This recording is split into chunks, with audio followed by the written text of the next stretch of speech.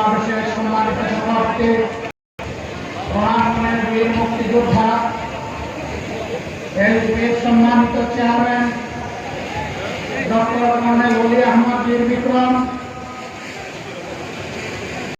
আজকে উপস্থিত সম্মানিত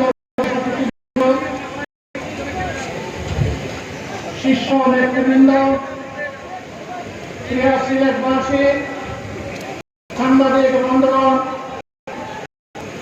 আমাদের কথা বলে আমি সম্মানিত সভাপতি চাই। আপনার মানুষ মুক্তিযুদ্ধের মুক্তিযোদ্ধাদের নেতৃত্ব দিয়েছিলেন। সেই সিলেটের কিছু ন্যায্য দাবি যুগ যুগ ধরে ঝুলে আছে, বাস্তব হচ্ছে না।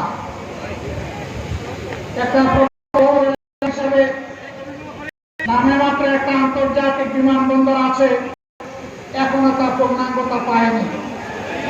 আজকের এই সমাবেশ থেকে দাবি করছে অবিলম্বে সিলেট এমএজি উসমানী বিমানবন্দরকে আন্তর্জাতিক বিমানবন্দরে পরিণত করুন। আজকে এখানে দাঁড়িয়ে বলে গেলেন ঢাকা থেকে ভালোই রওনা করেছিলেন, কিন্তু অসুস্থ হয়ে গেছেন।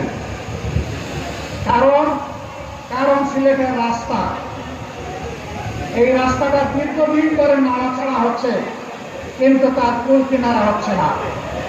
আমরা মহান জাতীয় সংসদে বলেছি, সমুদ্রের ঢেউ উপলব্ধি করার জন্য বঙ্গোপসাগরে যাওয়ার দরকার নাই, ঢাকা থেকে সিলেট আসলেই তা বোঝা যাবে। আমরা অবিলম্বে সম্পূর্ণ জনগণকে স্বস্তি। সম্মানিত দীর্ঘদিনের দাবি ছিল এখানে ইঞ্জিনিয়ারিং ইউনিভার্সিটি হবে। কলেজটি কুড়িয়ে কুড়িয়ে চলছে কেন? এইটাকে ইউনিভার্সিটিতে রূপান্তরিত দেওয়া হোক। মেডিকেল বিশ্ববিদ্যালয়ের নামে মাত্র একটা ঘর আর একজন ভিসি, এর বাইরে তেমন কার্যক্রম পরিলক্ষিত হচ্ছে না। অবিলম্বে এটাকে পূর্ণাঙ্গতায় রূপ দেওয়া হোক। আর অনেক দাবি সিলেটবাসীরা, জানি না কার কাছে আদৌ তারা এই বাস্তবায়ন করবে কিনা জানি না। তারা সরকারে আছে, এই জন্য দাবি পেশ করে গেলাম, আমরা দিয়ে গেলাম। আল্লাহ তাআলা যদি আমাদেরকে কোনদিন দেশ পরিকল্পনার ইনশাআল্লাহ আপনাদের দাবি আমরা অক্ষরে অক্ষরে বাস্তবায়ন করব। সিলেটবাসী শুনেছি আজকের সমাবেশ সারা মানুষের দাবি গণভোটের বাস্তবায়ন